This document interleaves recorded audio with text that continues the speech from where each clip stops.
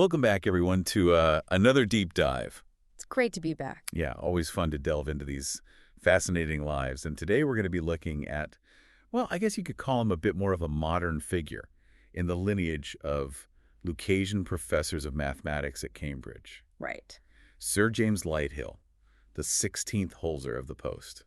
Now, his name might not be as familiar to everyone as, say, a Newton or a Hawking. Yeah. But his impact on applied mathematics is undeniable. Oh, for sure. I mean, especially in fields like, you think about things like fluid dynamics and aeroacoustics, things we're going to get into today. He was really, a leading figure. A pioneer, really. Yeah. I mean, his work has genuinely shaped the way that we understand things that move. Exactly. And not just like, high-level concepts. I mean, we're talking about airplanes. We're even going to be talking about traffic jams today. I think listeners are going to be surprised by just how much Lighthill's work touches their everyday lives. Yeah, no, I think that's a great point. So let's get started. Let's go back to the beginning. Lighthill's story, like many of these, begins in, the hallowed halls of these institutions. But in his case, it actually starts in Paris in 1924. Whoa, Paris. Yeah. His family moved to England when he was young, but, already maybe a sign of his kind of, intellectual curiosity, right? Very interesting, yeah. Different cultures and all that. But anyway, he went on to attend Winchester College, and then, of course, the necessary stop on this journey that we're going through, Trinity College, Cambridge. Of course. Now, even as a student, keep in mind, this is during World War II. Oh, wow. So you've got this backdrop of global conflict and uncertainty, and here he is graduating with a Bachelor of Arts at just 19 years old. Remarkable. Yeah. So, you can see already this kind of, an early sign that maybe there's something special here. Yeah, incredible talent. All right, so he's at Cambridge. He's surrounded by all this, rich intellectual history. Right. Where did his interest lie? What area of math did he gravitate towards? He specialized in fluid dynamics. Okay. Now, fluid dynamics, not exactly something that comes up at the dinner table every day. Not for most people, no. But I think it's important to sort of, lay that groundwork. Like, why is this important? Why should we care about fluid dynamics? Well, it's crucial for understanding how things move through air and water. So anything from designing airplanes to predicting the weather, even to understanding how blood flows in our bodies. Yeah. So much of, the world around us is governed by these principles. Exactly. So it has applications pretty much everywhere. Okay. So that's fluid dynamics, and Lighthill's like, at the forefront of this. Yeah. Tell us about his early career, the institutions he was involved with. Well, after Cambridge, he actually started his career at the National Physical Laboratory. Okay. And then he moved on to the University of Manchester, where he became the Bayer Professor of Applied Mathematics. But his path didn't end in academia. Ah, so there's more to this story. Yeah, it gets even more interesting. He went on to become the director of the Royal Aircraft Establishment at Farnborough. The Royal Aircraft Establishment. Yes, and that's where his work really took on a whole new dimension. He was involved in all sorts of cutting-edge stuff. Satellites, spacecraft. Wow. Even the development of Concorde. Really? Concorde? Yeah, very cool stuff. So he's moving from this kind of theoretical research into this really hands-on application. I mean, we're talking big-time stuff here. Yeah, you think about, the historical context, the Cold War and all that. It's like, these are major, major projects. Exactly. Okay, so he's doing all of this. But before we go too far down that road, let's talk about a field that he's, I think, particularly known for, and that's aeroacoustics. Ah, yes, aeroacoustics. So what is aeroacoustics for folks who might not be familiar? Well, in essence, it's the study of noise generated by aerodynamic forces. So in simpler terms, he was trying to understand and ultimately reduce the roar of jet engines. That's something that I think a lot of people take for granted today, right? Because you get on a plane, it's relatively quiet. It's loud, but it's not. Right. This wasn't always the case. No, not at all. In the early days of jet travel, it was a huge problem. I can only imagine. Oh, it was incredibly loud. Yeah. So how did Lighthill tackle this problem? Well, he used his deep understanding of fluid dynamics, and he developed, through some really insightful mathematical modeling, what we now know as Lighthill's eighth power law. The eighth power law. Okay, so break that down for us. What does that mean? It means that the power of the sound a jet engine produces is proportional to the eighth power of its speed. Oh, I see where the eighth power comes in. Right, exactly. But, okay, in practical terms, what does that mean? So basically, even small reductions in the speed of the jet engine could lead to dramatic decreases in noise. Yeah. So this discovery had a profound impact on jet engine design. It made air travel significantly quieter. I mean, think about it. All of us who've flown on planes, we owe a debt of gratitude to Lighthill. Yeah. I mean, whenever I'm sitting on a plane, I'm always thinking about the math behind the jet engines. But no, you're right. It is fascinating to think about how, this abstract math concept can have such a real impact on the world. Yeah, absolutely. It changed the world. Okay, so he's up in the sky. He's tackling the roar of jet engines. But Lighthill, his work wasn't just confined to the realm of aerospace, right? I mean, we alluded to this earlier, but he also worked on something that I think a lot more people can probably relate to. You mean traffic? Yeah, traffic. How did a mathematician who specialized in fluid dynamics end up tackling traffic jams? Well, it all comes down to his incredible ability to see connections across seemingly completely different fields. Yeah, because that seems like a bit of a leap, right? It does. But he applied the same mathematical principles used to model flood waves in rivers Okay. to analyze how cars move on highways. Hold on, flood waves and traffic jams. How do you even make that connection? Well, it might seem counterintuitive, but it's actually a brilliant example of how mathematical modeling can reveal these underlying patterns that connect different things. And Lighthill's work in this area, it provided really groundbreaking insights into the dynamics of traffic flow. It helped us understand how and why traffic jams form. So instead of just looking at traffic as like individual cars, he's looking at it as like a system. Exactly. He saw it as a system with its own patterns and behaviors, just like a flowing river. That's amazing. And this approach has really had a lasting impact on how we understand and try to manage traffic congestion. Okay, so we've got him tackling these really, these are big problems, right? Air travel, traffic. I mean, these are things that affect millions of people every day. Every day, yeah. All right, so we can't talk about Lighthill without talking about, of course, his time as the Lucasian professor at Cambridge. That's right. So what did he focus on during this period? I mean, because we've got fluid dynamics, we've got aeroacoustics, we've got traffic flow. Is there more? Well, from 1969 to 1979, he held that position, following in the footsteps, as you said, of these giants like Newton and Dirac. And it was during this time that he became interested in, well, it's something that's become really, really relevant today, and that is artificial intelligence. AI. Okay, this seems like a pretty big jump from fluid dynamics and aeroacoustics. What sparked his interest there? In the early 1970s, he was actually commissioned to write a report by the Science Research Council. And it was a report on the state of AI research. Okay. And this report, which became known as the Lighthill Report, ended up being quite controversial. Controversial? Why is that? Well, his conclusions were actually quite critical of the AI research being done at the time. He argued that a lot of researchers were overly focused on what he called grandiose objectives. What do you mean by grandiose objectives? Well, things like trying to create machines that could think exactly like humans. Okay. He felt that AI research should focus on more practical applications. Like what?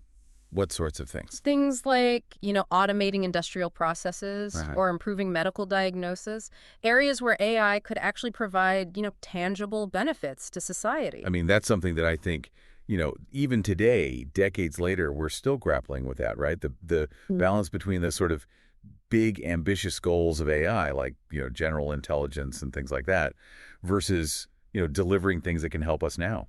It's really fascinating, isn't it, how that debate from, the 1970s is still very much alive today. Yeah. So he's a visionary in some ways. I mean, he's seeing these potential pitfalls of, unbridled optimism in this field. Yeah, I think that's a great point. And his report, while some people viewed it quite negatively at the time, it actually served as a bit of a reality check for the field. And it really prompted, a shift towards trying to demonstrate practical value. It's interesting, too, because that, in a way, that echoes his work in things like aeroacoustics and traffic flow, right? Where he's always trying to connect the theory with the actual application. Absolutely. Bridging the gap between the abstract and the real world. Okay, so we've covered quite a bit of ground here. I mean, we've talked about, revolutionizing air travel, grappling with the complexities of AI. Lighthill, he had a wide-ranging intellect, that's for sure. But there's another aspect of his life that I think listeners might find quite interesting. Oh, you mean his love for swimming? Yeah, swimming. Now, we might think about that as just a hobby, But it turns out it played a pretty significant role in his life. And as we alluded to earlier, it's connected to the end of his story. It's a poignant reminder that even the most brilliant minds are still subject to the unpredictable nature of life. Yeah, that's a good point. But before we get into that part of the story, let's take a moment to sort of reflect on what we've learned so far about Lighthill. I mean, this is a guy who really, you know, took his knowledge and applied it to a remarkable range of fields. It's amazing. I mean, he wasn't just sitting in an ivory tower, publishing papers. No, his work had a direct impact on people's lives. I mean, quieter airplanes, more efficient traffic flow, and even, our approach to artificial intelligence. It's a testament to the power of scientific inquiry. It is, yeah. And also, it's a reminder that even highly theoretical work can have these very real, very practical consequences. Absolutely. Lighthill's legacy is about more than just equations and theories. It's Yeah. about making the world a better place. Well said. So with that, we'll take a quick break, and then we'll come back, and we'll delve into the final chapter of Lighthill's remarkable life. Sounds good. As we were saying, Lighthill's love for swimming wasn't just, a way to pass the time. It was a real passion. Yep. This connection to the open water. Yeah, and it ultimately played a role, as we said, in his passing. And I think it's important to kind of, acknowledge that, right? Because Yeah. it's a reminder that even someone like Lighthill, with all of his brilliance, Right. is still subject to, the fragility of life. Yeah, so tell us a little bit more about this connection between his love of swimming and how he passed away. Well, in 1998, Okay. Lighthill was swimming around the island of Sark Hark. in the English Channel, which he had done many times before. Hmm. And tragically, he suffered a heart attack during the swim and drowned. It's almost, you can't help but think about the irony of it, right? It is ironic. A man who dedicated his life to understanding motion, fluid dynamics, the complexities of water. Right. And for that to be the, Yeah, it's a strange twist of fate. It is. But I guess it also highlights that, even with all our scientific knowledge, all our technology, we are still, at the end of the day, part of nature. Yeah, and subject to its forces. It's a humbling thought, really. It is. So, yeah, a tragic end. But, his work, his legacy lives on and continues to inspire researchers today. Oh, absolutely. And, I mean, his impact, it's not just in the specific discoveries that he made, right? Yeah. I mean, it's also in the people that he mentored, the institutions that he helped shape.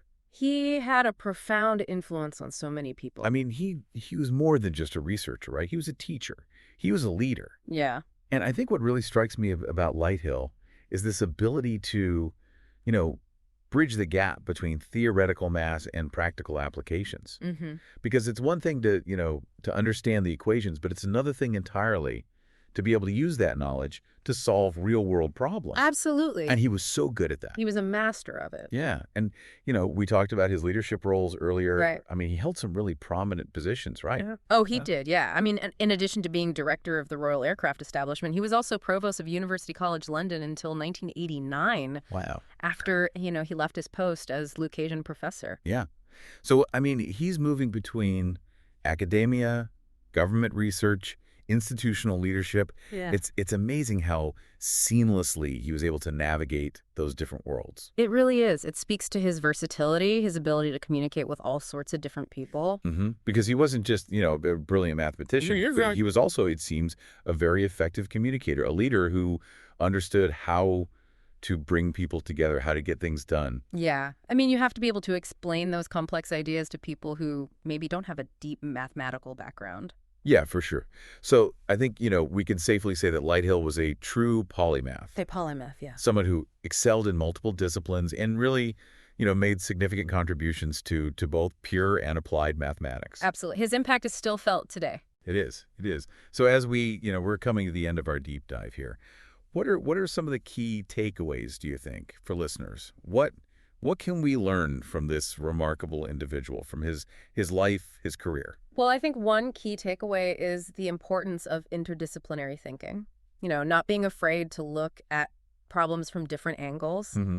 I think also the power of applying, rigorous mathematical thinking to real world problems. Yeah, don't just keep it in the abstract. And also the need for both ambition and pragmatism in our scientific pursuits. Yeah, because you need to have that big vision, right? You do. But you also need to be able to deliver. Exactly. And he was able to do both. He was. Yeah. Well, I think that's a great note to end on. All right, so we've been talking about Sir James Lighthill, his incredible work in all these different areas. Quite a range. Yeah, from fluid dynamics to aeroacoustics to traffic jams. We even touched on his kind of foray into the world of AI. Right, yeah, his controversial report. Yeah, exactly.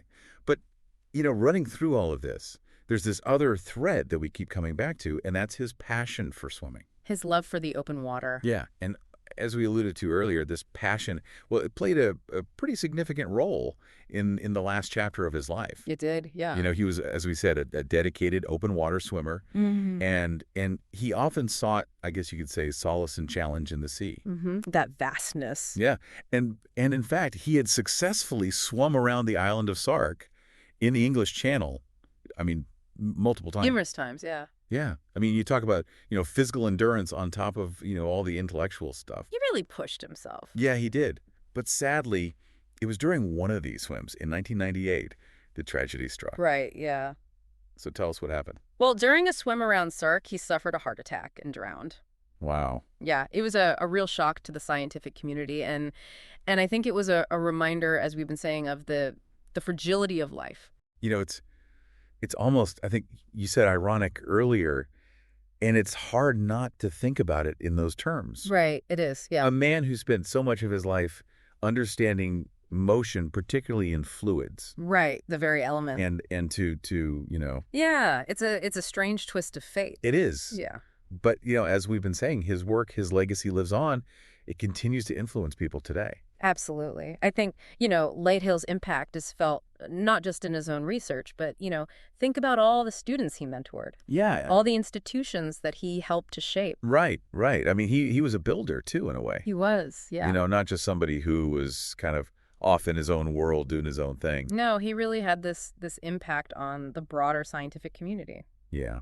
So as we wrap up this deep dive, I mean, what would you say are some of the key takeaways for our listeners? What can we learn from this, remarkable individual and his multifaceted career? Well, I think, as we've talked about, Lighthill's story highlights the importance of interdisciplinary thinking, right?